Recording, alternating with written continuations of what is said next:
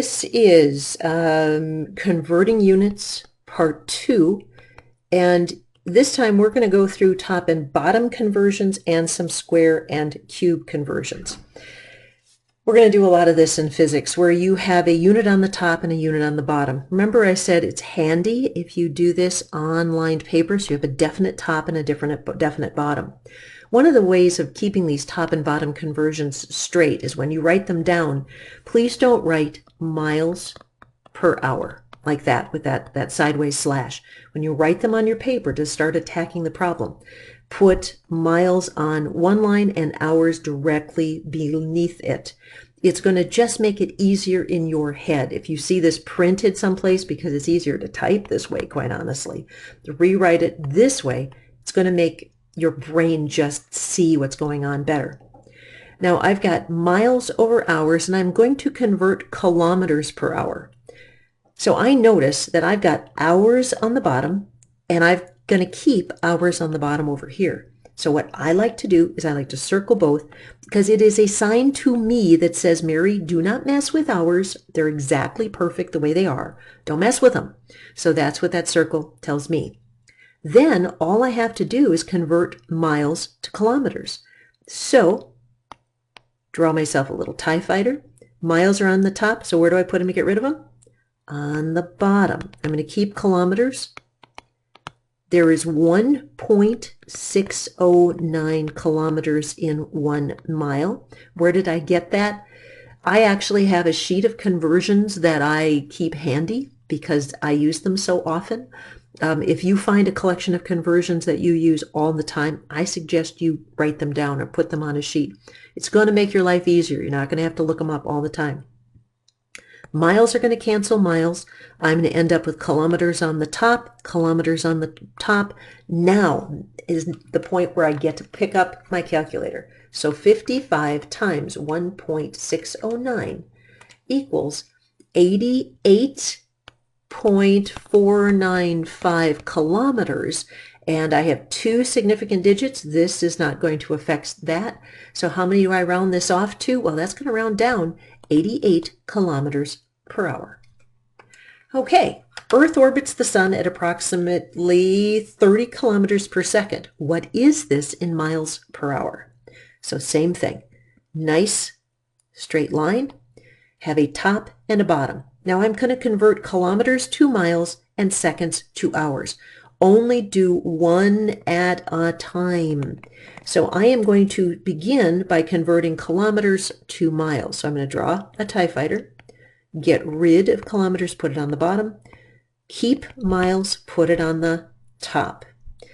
There is 1.609 kilometers in 1 mile. That's going to cancel kilometers, and I'm going to keep miles, and I'm going to keep miles. So that's good. I'm circling them to make myself know that don't mess with them.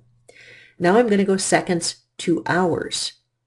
Get rid of seconds, go to hours, because I've done this a lot in my life. I know that there are 3,600 seconds in 1 hour. Those cross out. I have miles on top, hours on the bottom. Now I can pick up my calculator. 30. If it's down below, you divide. Divided by 1.609 times 3,600, and I get 67122 miles per hour. I started out with, let's say that there was a decimal there. I didn't type one. I should have. Let's say there's 2 sig figs. This is going to be 67,000 miles per hour. That's pretty quick that you and I are moving around the sun.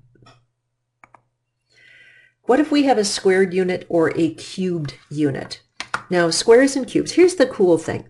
You don't change what you're doing. You keep doing exactly the same thing. So I have inches squared, and I want to go to feet squared. So let's back up a little bit. If I have x squared, what does that mean? Yeah, x times x. If I have square feet, what does that mean? Yeah, feet times feet.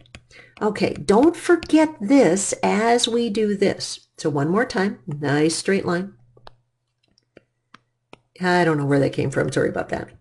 And I have inches. Now, if I've got square inches, this is what I do.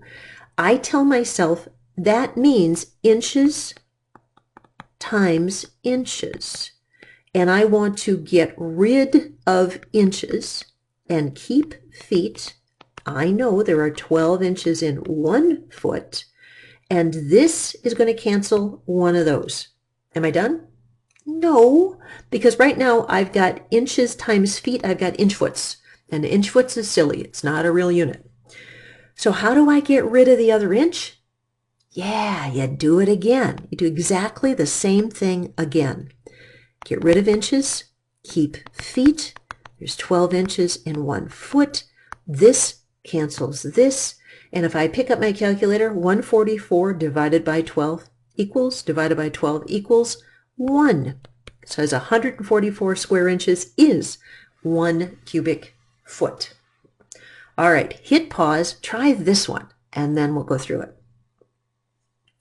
All right, ladies and gents, here goes nothing.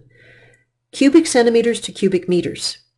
Cubic means, boom, boom, boom, centimeters times centimeters.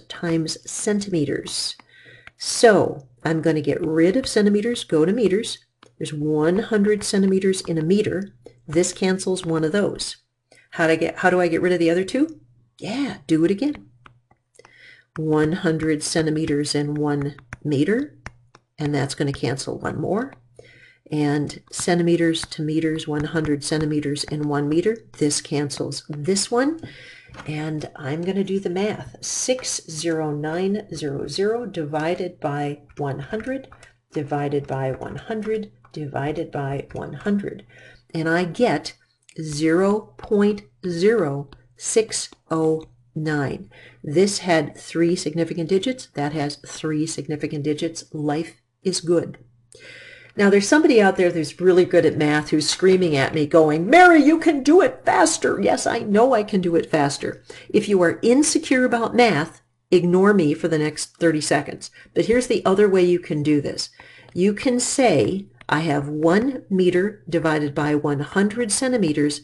And since you're doing it 3 times, you can actually cube the entire fraction, which means 1 to the 3rd power, meters to the 3rd power, 100 to the 3rd power, and centimeters to the 3rd power. Only do this if you have had lots of caffeine and lots of sleep and you are math confident. I have taught this stuff for a long time, and this only works for people in that situation. One more, and then we're going to be done with this little section on converting units. Sometimes, ladies and gentlemen, it's not going to be set up all pretty for you. It's going to come out as some sort of a weird and crazy word problem. And you're going to use the units to determine when you divide and when you multiply. So here goes. The average mileage I get with my car is about 30 miles per gallon. If gasoline costs $2.59 per gallon, how much does it cost in dollars for me to drive my car 150 miles? You might look at that and your brain might go, oh, that's really uncomfortable. But we're going to do it with TIE fighters and set it all up. So here's what I want to know. Out the other end, what I want to know is how much does it cost in dollars? Okay, dollars. That's what I end up with. So the only other place that I have dollars is here, and it's, again, I like a nice line so I can have a top and a bottom. So I'm going to have $2.59 per gallon of gas. Okay, per gallon of gas. Now what do? Well, I get 30 miles per gallon. I want to use a TIE fighter to get rid of gallons. So if gallons are on the bottom, where do I put gallons? Yeah, on the top. So I drive 30 miles with 1 gallon of gas, and gallons cancel. Now, if I did the math right now, I'd have $2.59 divided by 30 miles, and I'd have dollars per mile, which could be interesting. But I want to know how much does it cost for 150 miles. So here's what I'm going to do. If I multiply that now by 150 miles, Miles will cancel, and what do I have left? The only units that's left is dollars. And I did the math, and the result that I got was $12.95. And since money is exact counting stuff, all those digits count. And that's what I've got, ladies and gentlemen. You will have some homework problems and some lab problems that look like this, and I wanted to walk through one of them with you. All right, that is going to conclude this section. Please ask if you have some questions with homework, and best of luck. See you later. Bye.